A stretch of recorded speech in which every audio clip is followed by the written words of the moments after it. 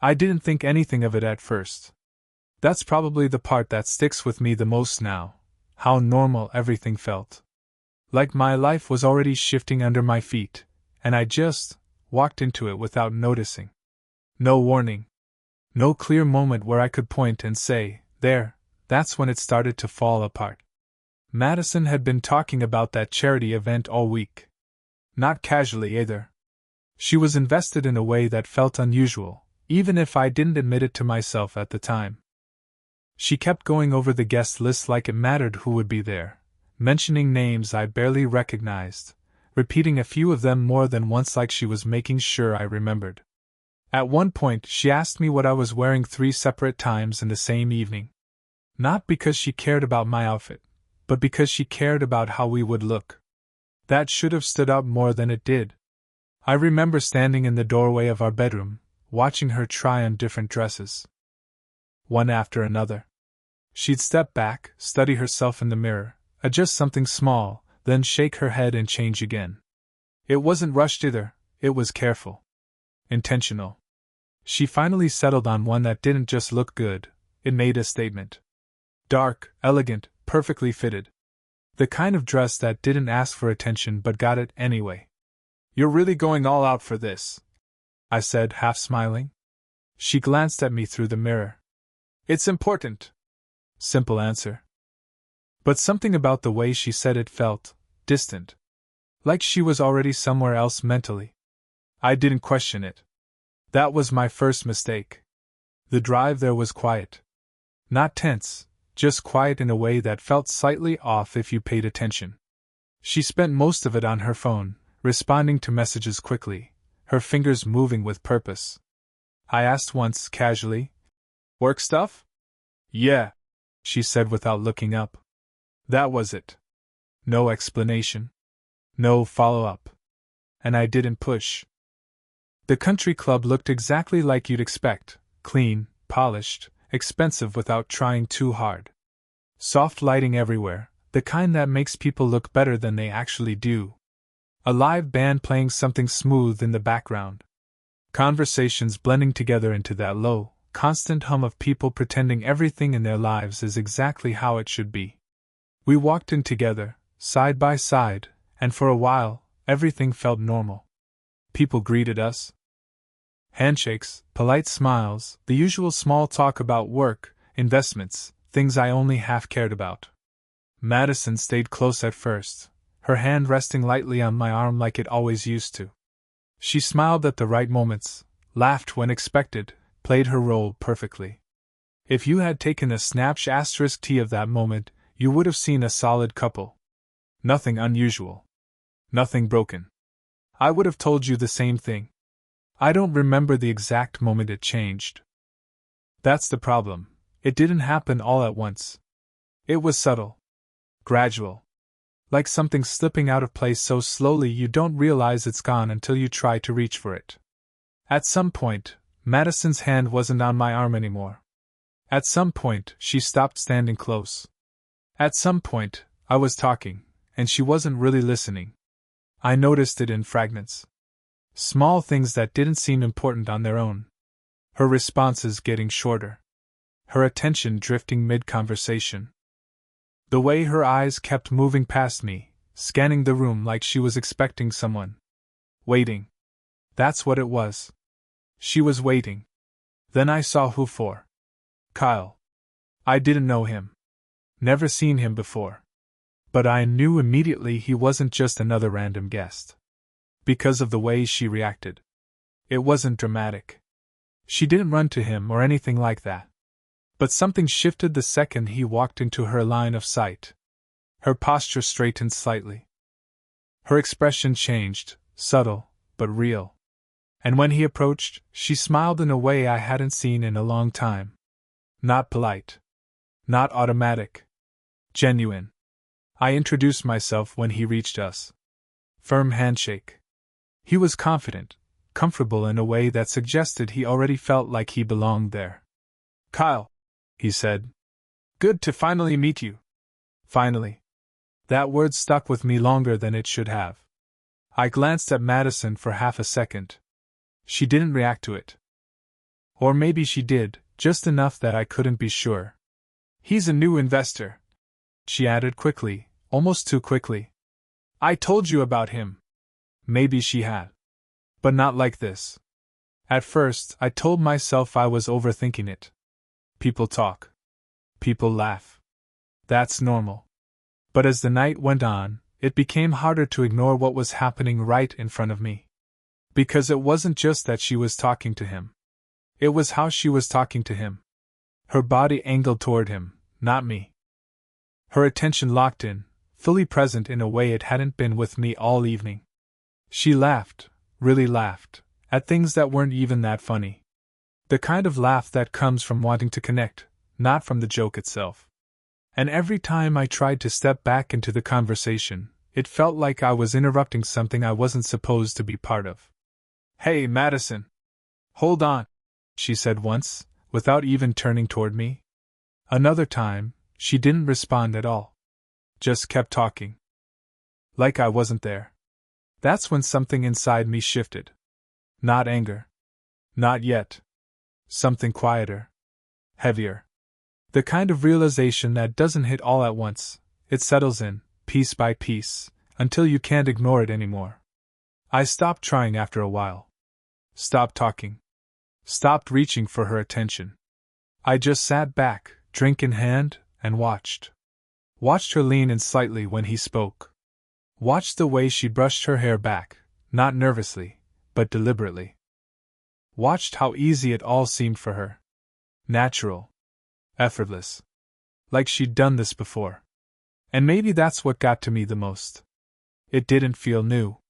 It didn't feel accidental. It felt practiced. I remember looking around the room, trying to ground myself. People were still laughing, still talking, still living their lives like nothing had changed. But for me, everything had. Because in that moment, I understood something I hadn't wanted to admit, not even to myself. This wasn't about her being distracted. This wasn't about one conversation. This was about where she chose to be. And who she chose to be with. And for the first time that night, I had a thought I couldn't shake. I wasn't losing her. I had already lost her. I just didn't realize it until I was sitting right there, watching it happen in front of me. I wish I could say I overreacted. That I misread the situation. That I let insecurity get the best of me and built something in my head that wasn't really there. But the truth is, if anything, I realized it too late.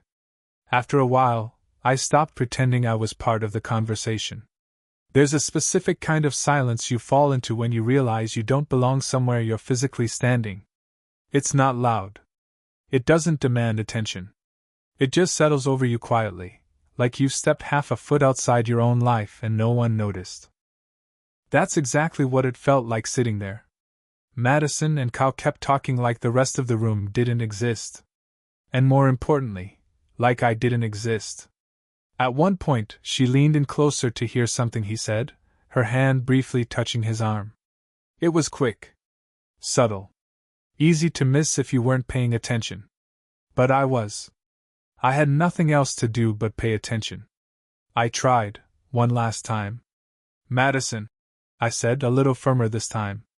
She turned, finally looking at me, but not fully. Just enough to acknowledge I spoke. Yeah? That was it. No warmth. No curiosity. No what's wrong? Or hey, sorry. Just acknowledgement. Like I was a coworker interrupting, not her husband sitting right next to her. I hesitated for half a second, then just shook my head. Nothing. And that was the moment something in me shut off. I didn't feel angry. That's what surprised me the most. No surge of emotion. No urge to confront anyone. No dramatic reaction like you see in movies where everything explodes all at once. It was the opposite.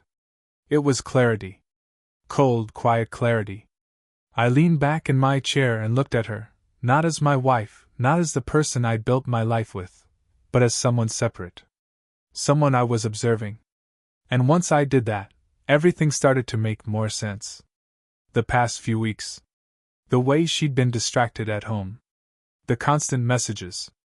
The sudden interest in events she used to barely care about. It all lined up too neatly.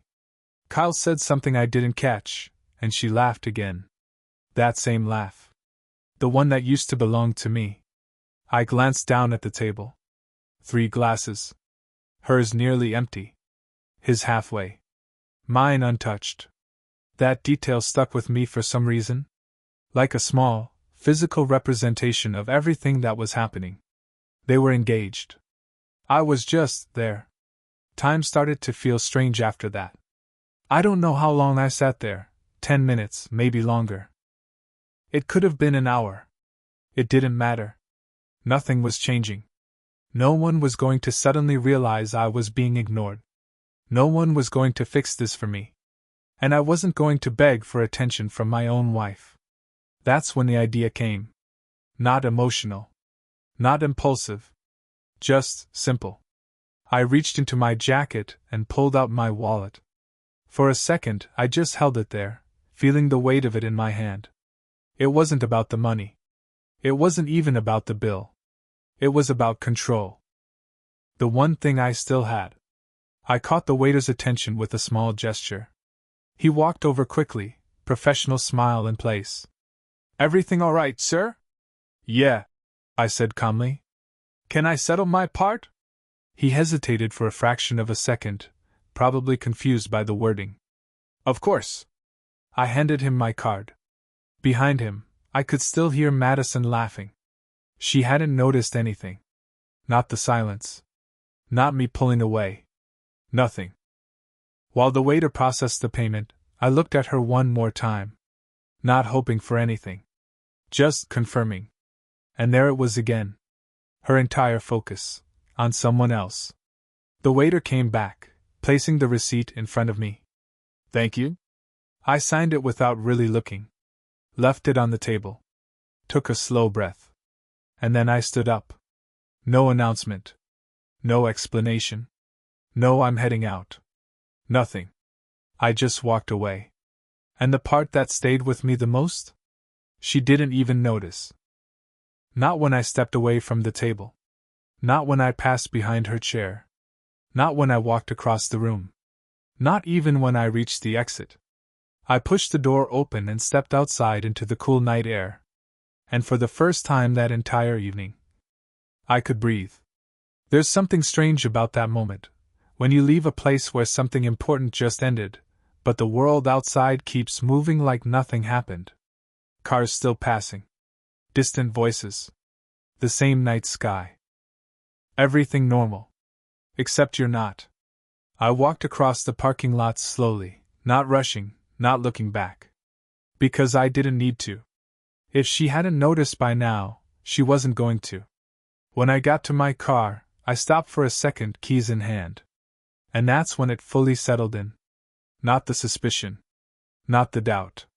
The truth. It wasn't about whether something had already happened between them. It wasn't about proof. It wasn't about catching her in the act. It was simpler than that. More final. I didn't exist in her world anymore. And somehow, that hurt more than anything I could have actually seen. I unlocked the car, got in, and shut the door. The silence inside felt heavier than before, but clearer. Cleaner. Like something had been stripped away, leaving only what was real. I sat there for a minute, hands resting on the steering wheel, staring straight ahead. No music. No movement. Just thinking. And then, almost automatically, I reached over and opened the glove compartment. Her tablet was still there. She must have left it earlier that day. I stared at it for a few seconds. Then picked it up. I didn't feel guilty. That part surprised me too. Because at that point, I already knew I wasn't looking for answers. I was just confirming what I had already understood. And deep down, I think I knew this night wasn't over yet. Not even close. I sat there for a few seconds with the tablet in my hands, not turning it on yet. It's strange how your mind works in moments like that. Part of me already knew what I'd find. Not the details, but the direction. The shape of the truth. And once you see that shape, it's hard to pretend it's anything else. Still, there's always that small part of you that hopes you're wrong. That maybe you've misunderstood everything. That maybe there's still something left to save. I turned the screen on. No password. Of course there wasn't. That almost made it worse. The home screen lit up, and for a second, nothing looked unusual. Just apps. Notifications. Normal things. The kind of normal that hides everything underneath it. Then I saw the messages. Not hidden. Not deleted. Just there. I opened them without hesitation. The first thread at the top was Kyle. That didn't surprise me. What surprised me was how far back it went. Not days. Not even weeks. Months. I scrolled slowly at first, then faster as the pattern became clear. It didn't start the way I expected. No obvious flirting. No lines crossed right away. Just casual conversation. Work-related at first. Then personal. Then familiar. Too familiar. Inside jokes. Late-night messages. Conversations that stretched past midnight. At one point, I stopped scrolling and just stared at the screen. There was a message from her, sent weeks ago. I hate how normal this feels with you. I read it again. And again. Trying to understand what normal meant in that context. Because whatever it wasn't me anymore. My chest felt tight, but not in a way that made me panic. It was controlled. Focused. Like everything inside me had narrowed down to one point. I kept reading. The messages got closer. Warmer. More intentional. Plans to meet at events. Comments about how she looked. How she felt. What she needed. And the worst part? It wasn't rushed. It wasn't reckless. It was built. Carefully. Over time. That's when I realized something that hit harder than anything else. This didn't just happen. She chose this. Over and over again. I leaned back in the seat slightly, tablet still in my hands, the glow from the screen the only light inside the car. For a moment, I considered stopping there. Closing it. Because technically, I had enough. More than enough. But something told me there was more. Not a feeling. Not paranoia. Just certainty. That's when I noticed the other contact. No name. Just a number. That one didn't sit right. If Kyle was already there, open, saved, visible, why hide the other one? I tapped it. The conversation loaded instantly. And everything shifted. This wasn't like the other thread. There was no build-up. No slow progression. It was already established. The tone was different. More direct. More personal. Like they had already skipped past the beginning. I scrolled up. And that's when I saw it. A message from months ago. Earlier than anything with Kyle. I didn't think we'd end up here again. Again. My grip tightened slightly on the tablet. I kept reading. This wasn't new. This wasn't something that started recently. This was something that had been reopened. There were references I didn't fully understand at first. Old places. Old conversations. Things that clearly meant something to both of them. Then I saw the name. Not saved in the contact, but written in one of the messages. Ethan. I froze for a second. Because I knew that name. She had mentioned him before. Casually. A former coworker. Someone she hadn't spoken to in years. That's what she told me. I stared at the screen, reading that name again like it might change if I looked at it long enough. It didn't. And suddenly, everything connected. Not just tonight. Not just Kyle. Everything. This wasn't a single mistake. It wasn't even one situation. It was two. Separate. Parallel. A double life. I went back through the messages more carefully this time. Looking for patterns. Timing. Anything that explained how this had been happening without me noticing. And the answer was simple. She was careful. Different times. Different contexts. Different versions of herself. With Kyle, she was present. Social. alive in public spaces. With Ethan, it was quieter, private, hidden. 2 different worlds. And somehow, I wasn't in either of them anymore. I lowered the tablet slightly, staring out through the windshield. The parking lot hadn't changed. People were still walking in and out of the building. Lights still on. Music faint in the distance. But everything felt distant. Muted. Because in that moment, the truth wasn't something I was trying to figure out anymore. It was something I was holding in my hands. Clear. Undeniable. Final.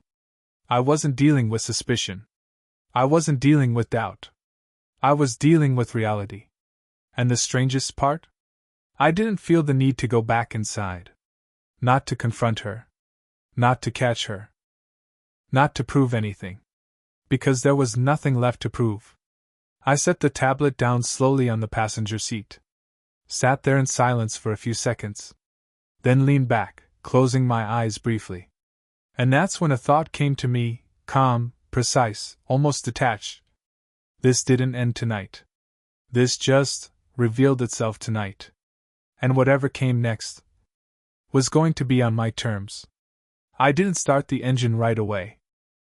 I just sat there, hands resting loosely on the steering wheel, staring at nothing in particular.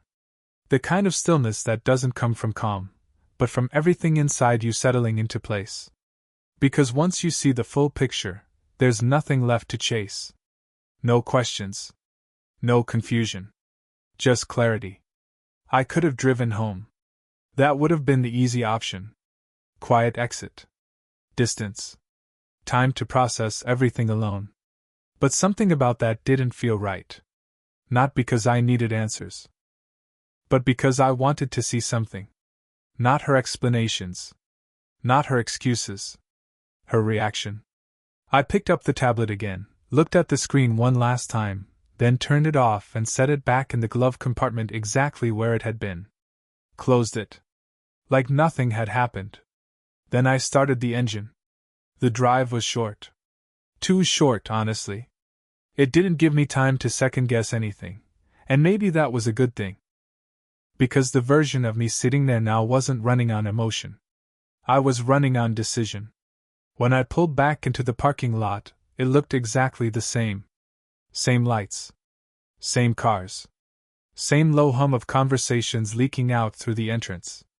Like the world had just paused for me, and then continued without noticing I was gone. I stepped out of the car and adjusted my jacket slightly. Not because I needed to. Because I wanted to walk in exactly the same way I had walked out. Calm. Composed. Untouched. As I made my way toward the entrance, I realized something that almost felt ironic. A couple walked past me, laughing, arms lightly brushing against each other like everything between them was easy. I didn't feel jealousy. I didn't feel anger. I felt distance. Like I was watching something I used to be part of, but no longer recognized. I pushed the door open and stepped back inside. The music was the same. The energy was the same. Nothing had changed. Except me. It didn't take long to find her. Same table. Same seat. But not the same expression. She wasn't laughing anymore. Kyle was gone. And she was sitting alone. The bill was still on the table. Unpaid. Untouched. That detail hit harder than I expected. Not because of the money. Because of what it represented. She hadn't even realized I left. Not until much later. I walked toward her slowly, not hiding my presence, but not rushing it either. I wanted her to see me. To process it.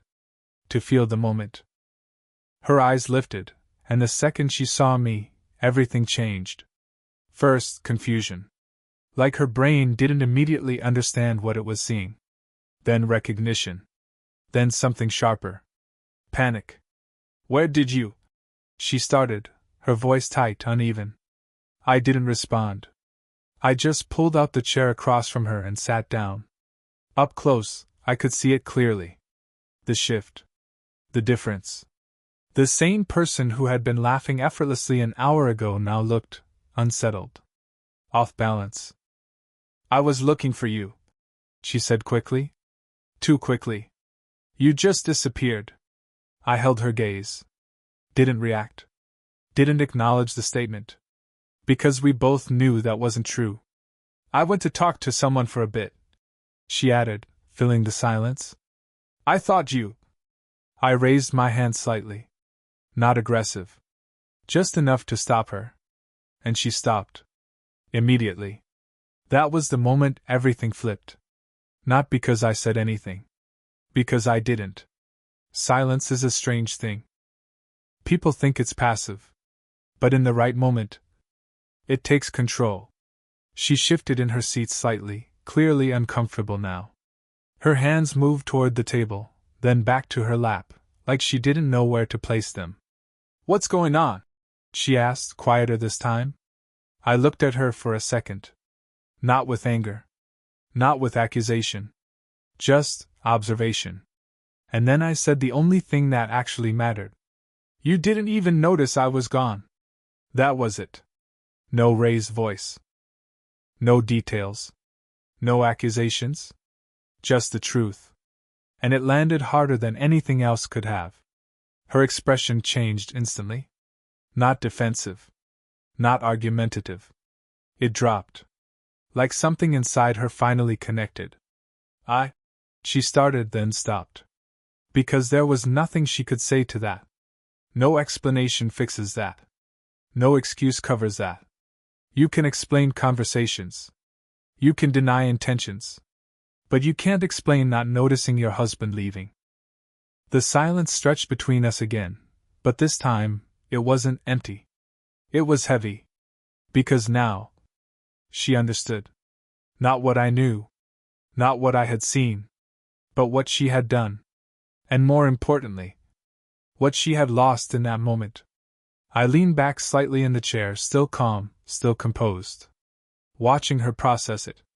Watching the realization settle in piece by piece. This isn't what you think, she said finally, but even she didn't sound convinced. I almost smiled. Not because it was funny. Because it was predictable. It's exactly what I think, I said quietly. And for the first time that night, she didn't argue. She just sat there. Silent.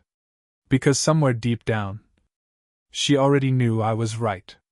And the worst part for her, I hadn't even told her half of what I knew yet. She kept looking at me like she was waiting for something. An explosion. A reaction. A question she could answer. Anything that would turn this into a normal argument. Something loud, emotional, messy, something she knew how to handle. But I didn't give her that. Because I realized something sitting there across from her. If I raised my voice, she'd defend herself. If I accused her, she'd deny it. If I pushed, she'd push back. But this silence? This calm? She didn't know what to do with it. Can we talk about this? She asked carefully. Not defensive anymore. Not confident. Careful. I looked at her for a moment, then reached toward the table and picked up the bill. Still sitting there. Still unpaid. I glanced at it briefly, then set it back down exactly where it was. Unpaid. I already did my part, I said. She frowned slightly, not fully understanding. What does that mean? It means I'm done here. Not just the table. Not just the event. Everything. Her expression shifted again, faster this time. Because now she could feel it. Not anger. Not frustration. Finality. Wait, what? She said, leaning forward slightly. What are you talking about? I stood up slowly. No rush. No hesitation. And that's when the panic became real. Don't do that, she said quickly, standing up too. Don't just walk away again. We need to fix this. Fix. That word hung in the air for a second. I looked at her, not cold, not angry. Just certain. You didn't even notice I left, I said again, quieter this time. And somehow, it hit harder the second time. Because I thought you were. She started, but stopped herself. Because even she realized how that sounded. I didn't help her. I didn't fill in the gap. I just let the silence sit there. I was talking to someone, she said finally, her voice weaker now. It didn't mean anything. There it was. The first attempt. I shook my head slightly. Not in disagreement. In recognition. That's the problem, I said. She blinked. What? It didn't mean anything, to you. That landed differently. I could see it in her face. Because now we weren't talking about Kyle. We weren't talking about the situation. We were talking about her. About what she was capable of ignoring. What she was willing to overlook. Including me. That's not fair, she said, but there was no conviction behind it. I didn't respond. Because fairness wasn't part of this anymore. I was just distracted, she added quickly. It was one night. One night. I almost laughed. Not because it was funny. Because of how small she was trying to make something that wasn't small at all. I stepped back slightly, creating just enough distance between us to make a point. It wasn't one night, I said. That's when her eyes changed. Just for a second. But it was there. Fear. Real fear. Because she didn't know what I meant. But she knew it meant more than what she was saying. What are you talking about? She asked carefully. I held her gaze. Didn't rush the answer. Didn't soften it. I'm talking about the part where I stopped existing. Silence. Heavy. Because that wasn't something she could argue with. Not after tonight. I didn't. She tried again, but stopped. Because every version of that sentence sounded wrong before it even came out. I exhaled slowly, not out of frustration, but closure. I'm not going to argue with you, I said. That caught her off guard more than anything else. What? She said, almost confused. I'm not going to ask questions, I continued. I'm not going to go back and forth about what happened or didn't happen. Her breathing shifted slightly. Faster. Then what are you doing? She asked. I looked at her one last time. Really looked at her. And for the first time that night, I didn't see my wife. I saw someone who had already made her choices. I'm leaving, I said. Her face dropped. Completely this time. No, she said immediately, stepping closer. No, you can't just. I already did. I cut in calmly. And that's when it hit her. Not the situation. Not the mistake. The consequence. You're overreacting, she said, but her voice broke halfway through. I didn't respond. Because people only say that when they realize they're losing control of the outcome. Please, she said softer now. Just, let's go home and talk about this. Home. That word felt distant. Unfamiliar. I shook my head. Not tonight. That wasn't a negotiation. That was a boundary. And she felt it. Then when? She asked, almost whispering. I paused for a second. Not because I didn't have an answer. Because I wanted her to understand it. There isn't a when. That was the moment everything finally broke. Not loudly. Not dramatically. Quietly. Because she realized something I had already accepted. This wasn't something we were going to fix. This was something that had already ended. And she had just been the last one to realize it. I turned without waiting for another response. Wait, she called after me. But this time, I didn't stop. And unlike earlier that night, she noticed. I didn't argue. I didn't explain. I just started removing myself, quietly, completely. Finances separated, papers filed, conversations reduced to nothing. She kept reaching out, trying to pull me back into something that no longer existed. But I never responded. Not once. Because at that point, silence wasn't avoidance. It was the message. I heard things later, how Kyle disappeared, how Ethan was never real stability. She lost everything she thought she had. And me? I moved on. New city, new life, Someone who didn't make me feel invisible. When I saw Madison again, I realized she finally understood. Just too late.